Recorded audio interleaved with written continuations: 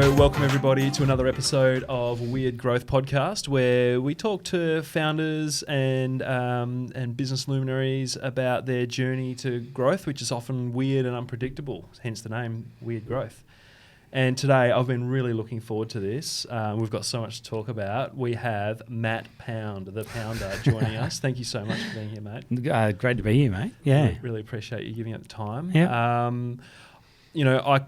I don't know where to start in introducing you, so I'd prefer if you just did it. Would you be able to just let everybody know, what it is that you do and what your background is? So I guess one of the major things that I'm involved in at the moment, Yep. or started a few years ago with a couple of mates of mine, Ben Marr and Fabian Bucher, we started Varsity Bar, which has turned into Varsity Group, Yep. which has been a great ride. We've opened about a venue a year. Yep. We're hoping to do so many more things as well. So Very exciting. Yeah. And just about every uni student in Perth would that's have... what we're aiming for. Yeah, would that's have what been we're down aiming to a for. Varsity burger and a beer and everything else. Yeah, well, it's funny because we're actually seeing like a lot of uni students that went to UWA are actually coming back with their families. Wow. And going, I used to come here when I was a kid, when I was at uni. So it's good to see them, and good to that we can sort of grab that market as well. It's nice, yeah. Yeah. I think the really cool thing about Varsity is just the strong brand. You've really captured that American college kind of culture. I think that was the main, the exciting thing about it. There was so much around it that you can do. Yeah. And it really plays with nostalgia as well. So, taking into account, when we grew up in the 80s and 90s, we were so exposed to that. Yep. Through the music, Film clips and movies. through the film clips, all that sort of stuff. Yeah. And it was always just it was a big influence on big Australian influence. culture. Huh? Yeah, huge. Yeah.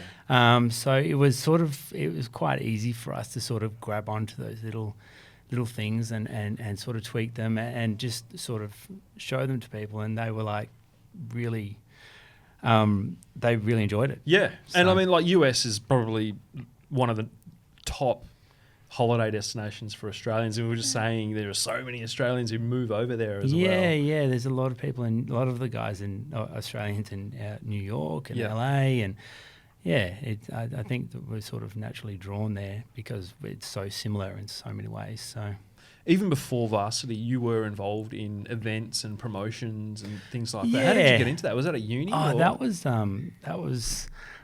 probably because I wasn't doing too well at uni. It was probably a result of not doing so well at uni. But I was always involved in hospitality. Okay. And it was always something that my friends would say, what are you going to do when you grow up?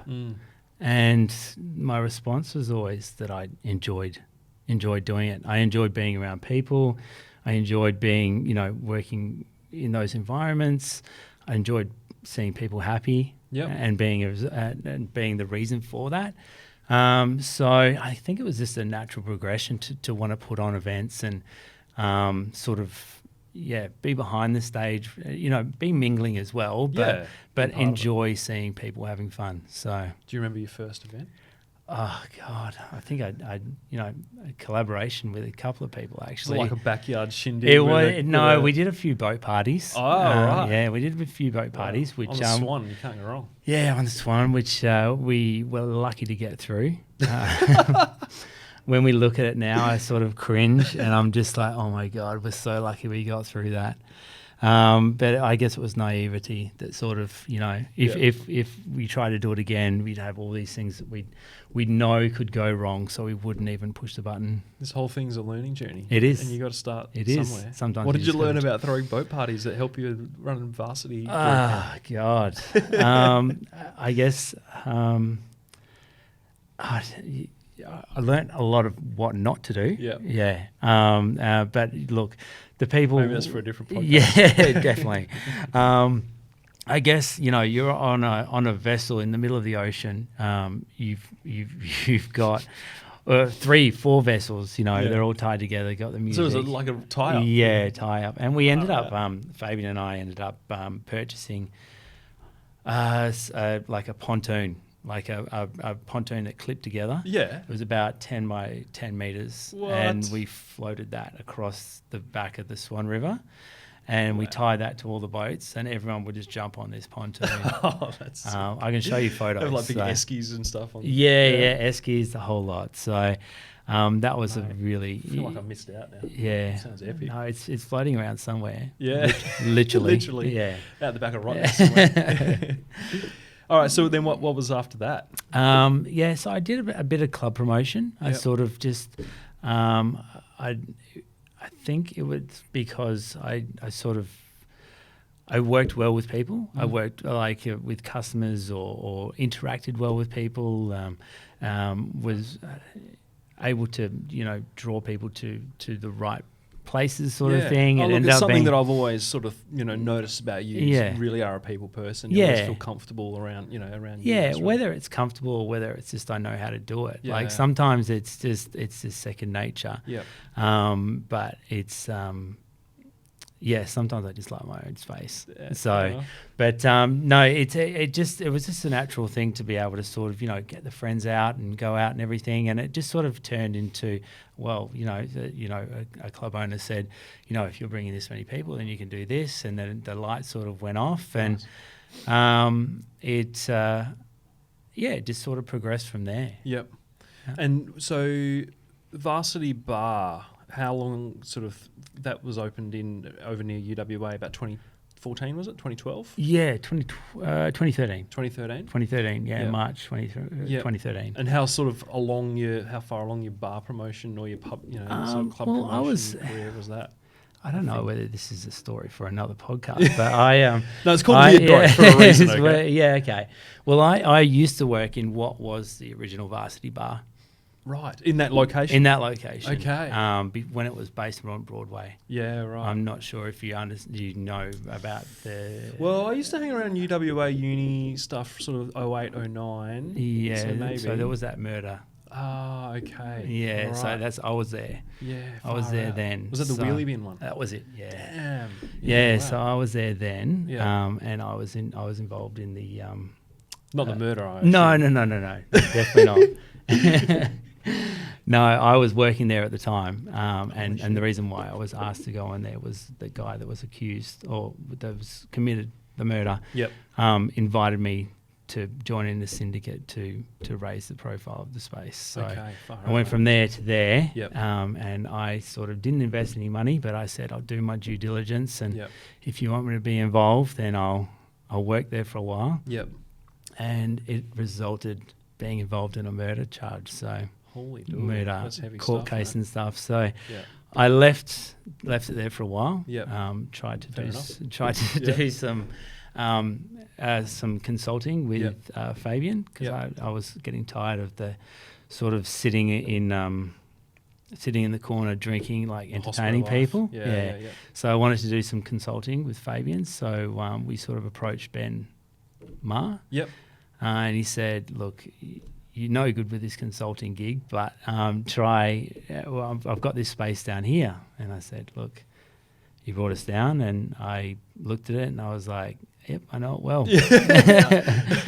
So I got some history. So he pitched it to us, and we said, yeah, all right, we'll give it a go. And we happened to be sitting in there drinking a few Coronas, wondering what to do.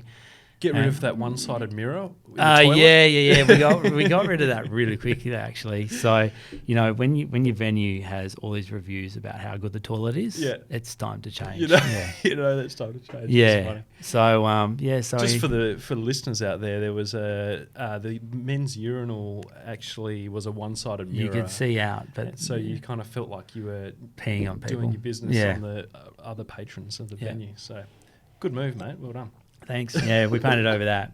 And then we happened to be sitting there. We were pretty certain that we wanted to do something around the university. And then it just really lent itself to frat parties and all that sort of stuff. And we were wondering what we're going to call it. And just at that point, a guy walked in and he had Varsity written on his t-shirt. Wow. And that was it. Amazing. From there. What a cool story. That's incredible. So you operated there for a few years? Yeah, we operated there for a couple of years. Yeah. Um, Still do, obviously. yeah, but yeah, then- still do. That's yeah. that's our flagship Yeah. store, Yeah. and we our next move was Northbridge. Yep. And that was, we tried to divide the business into burgers and bar, because the offering that we could offer in Northbridge was only a small Yeah, it was offering. a small kind of hole in the wall. It was a hole in the Yeah. wall, and that sort of like we were able to learn and grow because we had two different brands, and we could see how. Now Varsity is we push a lifestyle brand, Yep. And we just happen to sell burgers. Yep. But back then we had to really pitch it as a burger shop, Yeah. and we wanted to grow it as a burger brand. Yeah. So what did you learn there? Because probably a bit of a different sort of skill set. Or Yeah, kind of definitely. way of running a business to running a bar. Right? 100%. Yeah. 100%. I was there late nights till 1 a.m. too, because we wanted to get the people coming out of the Dean, Yep. And that sort of thing. Yep, you're So right next door to the right pub, there, I pub, was yep. flipping burgers and Damn. in the heat and the cold and and just trying to activate that lane and really, it was a completely different marketing because it was just a burger bar, so we couldn't offer drinks. Yep. We couldn't offer experience. Yep. All we could offer was the visual of the burgers. How did it feel at the time? Did it feel like you were taking a bit of a punt on doing that? Definitely. I guess if I had to look back, there was no situation where I was like, this is not going to work. Really? Yeah. There was no situation where I would know. Wow. So it was always, whether it was naivety, Yeah, again, right. it was always just power forward. You got to back yourself, man. Yeah, exactly. Yeah. And I think I met you around that time too, because Quite possibly, we yeah. had that little, it was the Atomic Sky That's right. Accelerator. Yeah. At Tech Hub there in Northbridge. Yep. Yeah. And it was sort of like after Space Cube, kind of the second little co-working space. Yep. With a tech bent on it that opened. Yeah. And they ran this little accelerator, and you had a little side project. I had a little side project. Yeah. So at that stage, my business partner Fabian, he's quite operationally minded. Yeah. So I'm more marketing, creative style, branding and stuff. Yeah. So at that stage, it needed the push from him. So he sort of stepped in and gave it that operational nudge that it needed. Yep. And that allowed me a bit of time to sort of, go off and do something else. Yeah. So It sounded like it was a pretty intense period beforehand. Maybe you needed It was. something else to take your focus. Yeah, it was good to be able to focus on something different because it allows you to step back and sort of see where you can get involved in everything. Yeah. So, I forgot what it was called. What? The little side project. Oh, the little side project. Yeah, so the little side project. So I wanted to pitch this project. I had it's called Gnomie. Gnomie, that's right, yeah. Because it had gnomes. It had little gnomes, Yeah. and I wanted to create this video game or game, Yeah. similar to say, the same sort of look as Clash of Clans, where people would. There was this technology called Snowshoe, and it was completely batteryless. It ran by itself, and you were able to store information on it In like a physical... in a physical. like... a stamp. Yeah, a stamp. So right. a stamp would go onto the phone. Yeah. And it would, open a URL Of or a little whatever. plastic gnome. Yeah. And then what would it do? And so the idea is that people would purchase these little plastic gnomes and transfer them amongst each other, and you could watch it travel around the world. Yeah, that's right. So Yeah. you could like track the journey You of could track the the journey of the gnome, yeah. So you'd like chuck him in a parcel or a Yeah, letter and you or could something. send them off, and then someone Yeah. would just open it up and scan it, and you could see that it's been opened there. So, Yeah. Incredible. And so how far did you get with it? I did the whole pitching and all that sort of stuff. Yeah. And that was really valuable process. Right. That What- was, yeah. I did the pitch. I put the pitch together. Yep. Understood how elevator pitching and breaking it down. I guess my main issue has always been visualizing and taking it to the next step. Okay. So this really allowed me to do that. Yeah. It was on you. Yeah. You didn't have the ops guy. That's Yeah. the gun at that stuff. Yeah. It was the buck stopped with you. Yeah. Yeah. Exactly. So what did you really learn from that? Do you think? What did you take away? Just that I could achieve what I wanted to do. Like I've always found that it's been in my head, but it's hard to put down on paper. Yeah. So it's just, if you stick to it, you can do it. Yeah. Yo, thanks so much for listening to Weird Growth. We really appreciate having you tune in every week or month or whenever we release an episode. If you do enjoy it, please subscribe on Apple Podcasts so you can be alerted as soon as a new episode comes out, or follow us on YouTube.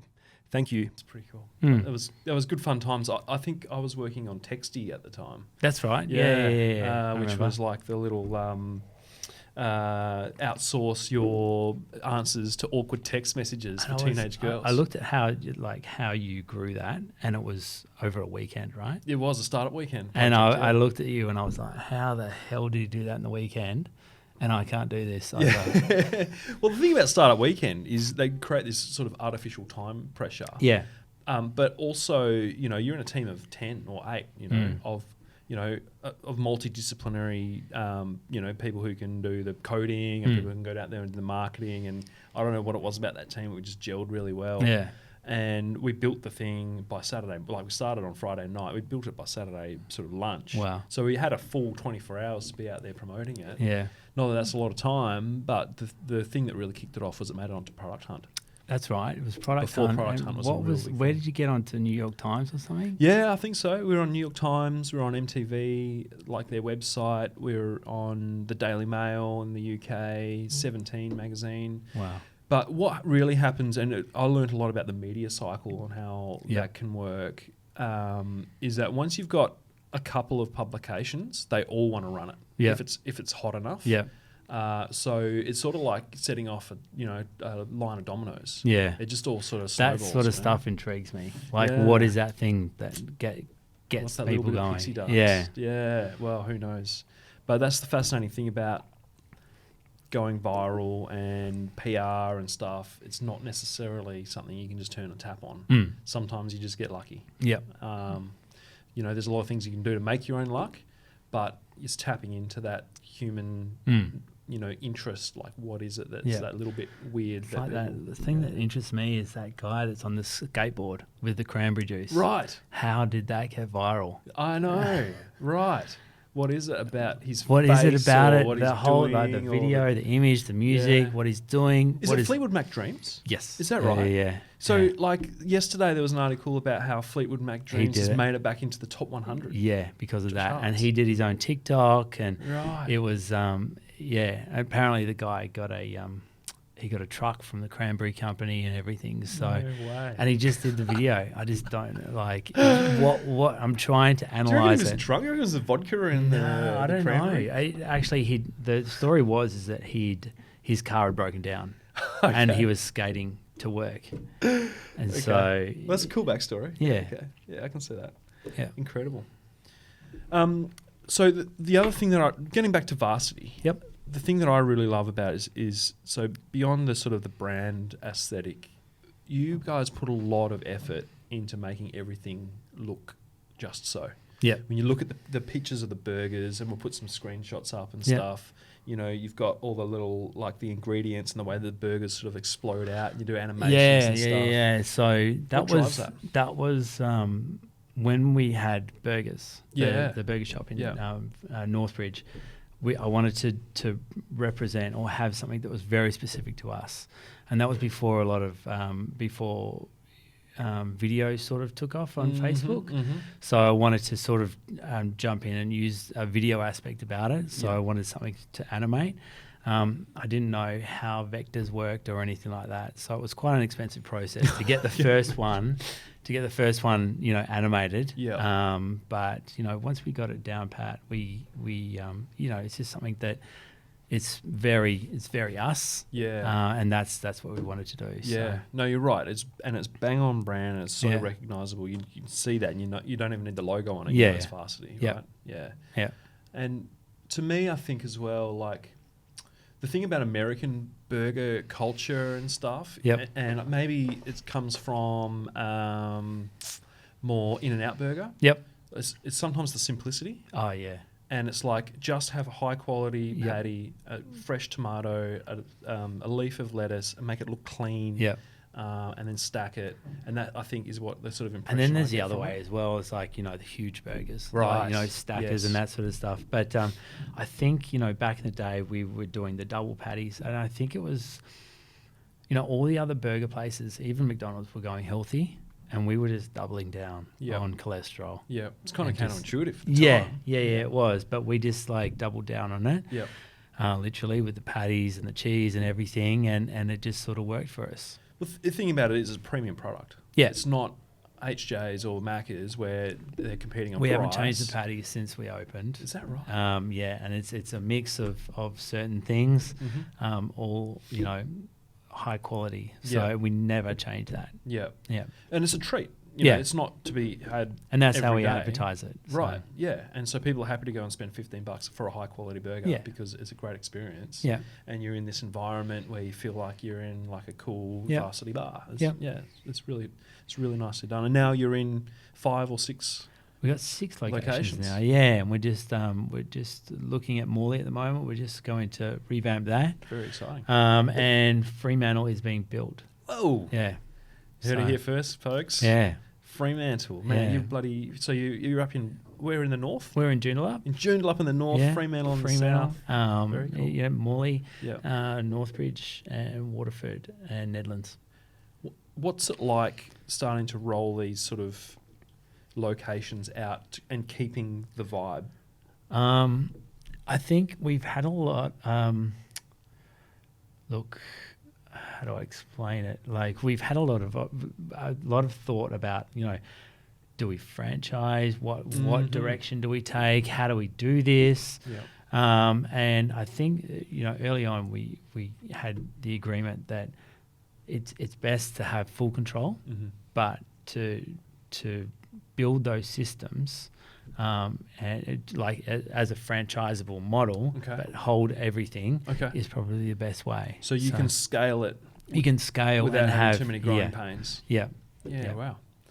And I guess, finding the right people is Oh, important. definitely. Something I Yeah. noticed early on at that first burger place was that there was a certain type of person behind the counter. Yeah, Is there I anything mean, behind that? without being, you can't be discriminatory or Yeah. anything like that. But I think you naturally draw like those sort of people as well. And Yeah. if you put it out there, those people will sort of be drawn there. Yeah. So we always try to instill like customer service. Asking the customer, it's so important to the growth of the business. We've just been a little bit vague there. What I'm talking about is people who you wouldn't normally see in a customer service role, Yeah. maybe from the wrong side of the tracks or went to a rough school or whatever. Yeah. But the thing that I noticed was it was the opposite experience. They went above and beyond. They to really impress. enjoyed working They in a worked team. bloody hard. Yeah. It was a great product and a great experience. Yeah, they really enjoyed working in the team. Right. I think that's the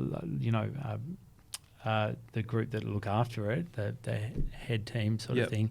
They really put a huge emphasis on making sure that the people that are working there Yeah. are enjoying themselves. Yeah, it makes a massive difference. Make it a family. So And the thing is, you can teach skills. Yep. But it's about hiring for attitude Yep. and about hiring for that personality. It's going to be a good fit Yep. for the culture. definitely. And you guys have done that really well. It's really cool to see. Yeah, thanks. That's exciting. The other thing is there's a venue in Subi now as well. Yeah, so we've got Fenway. So we started Fenway March last year. Mm-hmm. We wanted to sort of branch out and offer something a little bit more older. Yep. As For I the said, market in Subi? Yeah, for the market in Subi. Yeah. Or not just the market in Subi, but for our market as well, because we found we had all these uni students and we had a lot of people that were sort of trying to, finding another space. Yeah. So Well, sort of in their 30s, 40s. Yeah, their yeah, mums, exactly. dads now, professionals. yeah, Yep. and not just family. It's go down and watch some sport sort of Nice. thing. Yeah. It's burgers, different burgers Mm. to Varsity. Is it? It's the menu's easily accessible. It's nothing fancy. Yeah. Cold beers on tap, Yep. and we've Love got it. that Boston Irish. sort of feel. So cool. plenty to work with there as well. I know the Ammo team, we do our monthly team lunches, and there was one where I couldn't make it, but the rest of the boys went down for Fenway and they had a fantastic time. So I'm going to have to go down and check it out. Yeah. Good to hear. Yeah. So, mate, it's actually really cool to see what you guys are doing. For a place in Perth. It's very exciting and it's inspiring to a lot of people. Thanks. So thank you so much for sharing. For sharing a little bit of insight into that. No problems. I think the cool thing about it is seeing guys like you, just have crack and make it happen and stick to it and work bloody hard. Anybody can do it too. I think if you take into account, customer service and what the customer wants and just having that focus. On the customer is 100%. Mate, yeah. And you can't say it enough. Like that is the common thread that every successful founder says in this podcast is you have that customer focus. Yeah. You give them what they want. Yeah. And you just work bloody hard at doing that really well. Yeah. That's the key, right? And then early on, it was very much about if someone had a bad experience, how can we turn it around? Yeah. And those people that we did turn around became customers for life. Yeah. So because they actually get a better experience than anybody else, really, because they've been through the roller coaster with you. Yeah, cool. So we're running out of time. Not that there's really a time limit, but the really cool thing, the really exciting thing that I want to talk to you about is Long-Mach topped up. Yeah, cool, man. What is a Long-Mach topped up? Well, Matt? yeah, look, it's whatever. My understanding is that it's double the shot of a flat white, and it's filled up. Yep. That's basically it. Yep. And it's a longer, stronger coffee, and it was created in WA. Yeah. For whatever reason it was, I don't know, but because we're proud crazy bastards. Because we're proud crazy bastards. That's right. But it sort of developed here and nowhere else, and I just saw it as an opportunity to sort of shine a light on it and allow maybe cafe owners or coffee aficionados, people who are interested in that sort of stuff, to sort of have ownership of something. Yep. And really, have fun and make it work for us. Yeah. And because like Bell Tower Times said. Yeah. That when people come from over east to Western Australia, they expect like a cup of red dirt and some meth. And then when they have this other completely opposite experience, we have such a good cafe experience here. It is awesome. And look, I've seen it sort of develop in the States, apparently in Canada and even France. They're taking on that Australian cafe culture. And I just saw it as an opportunity to really, get some media out there or try get our name out there as a space where if people are experiencing that overseas, they can come get the real thing here. Right. So we're putting WA on the map. Trying hard to, anyway. Yeah. Love it, mate. Yeah. What's the ultimate goal? The ultimate goal is I would love to get Hugh Jackman to add it to his cafe in New York. All right. And really being a Perth boy? Being a Perth boy, yeah. Or he was at Perth. He was at Whopper and did all that sort of stuff. Yep. But I think, he had, he's got his cafe, Laughing Man Cafe. Yep. It does some really cool stuff. That's in New York? It's in New York, yeah. He does some, he looks after the bean and the growers and make sure that they get paid correctly and everything. Yeah. So all the profits go back in. Yeah. So I would just love him to add it to his cafe and really put WA on the map as well. So Hugh Jackman, I know you're watching. Do Pounder a favour and put the Long-Mach topped up on the menu. So, yeah, please. All right. The more people we can get to say that, the better. And I think it's a wonderful message. We do have something unique here in WA. And, mate, good on you for going hard and trying to take Australia or WA international. It's very exciting. So I've got all the set up with the Instagram and that sort of stuff. So if people are interested, just head. So we've got longmactoppedup.com. Yep. It's got all the information on there. Yep. And all the socials, Twitter, Instagram, Facebook. Yep. Jump on there, tag Long-Mach topped up, hashtag Long-Mach topped up, LMTU, whatever you want to do. Yep. And we can get it out there. Yeah. And if you're a cafe owner as well in Perth. If you're a cafe owner, we've got stickers, all sorts of stuff that can sort of draw the customer in, get them asking questions. You can engage with them as well. Yeah. No, I think it's really exciting, mate. Well done for doing it. Cool, And we'll do thanks. whatever we can to support you there. Sweet. One other thing that we ask, just before we get into questions, we always ask guests, what is the tool or gadget or the one thing in your life that makes your life better that you want to share with others? Look, I'm doing a bit of I know it's a boring one, but I'm doing a bit of meditation at the moment. I do it on a Shakti mat. Right. Have you heard of a Shakti mat? I have not. Please It's do a tell. mat, and it's got spikes all over it. Really? You do 15 to 20 minutes What on kind it. of spikes? They're like little spikes. Really? Like rubber or plastic? Or? Plastic. Oh, And thank they hurt. Yeah, They right. hurt. It's 15, 20 minutes. Oh, right. And it's it's really good. It really like sort of zones you out. Listen to a bit of Alan Watts. Yep. But YouTube is probably the other one as well. Yeah, right. Yeah. For learning or Just for learning anything you want to learn. Like Yeah. I never thought that I'd get home and switch YouTube on and watch it. That's flat out. amazing. Yeah. Spikes go in your butt. No, oh, they can. They can. They're little spikes. You can stand on them. You can, Yeah, well, YouTube is very quickly replacing television in the 18 to 40 market, Yep. especially for ad sales as Yeah. well. So Yeah. I think the latest stat is 80% of 18 to 40-year-olds watch YouTube weekly. I watch it every night. And you watch it every night. I I watch think it that's every becoming the trend. right? I never thought I'd flick on, Apple TV and just go to YouTube and watch documentary or show or anything that I wanted to Do you watch. have YouTube Red?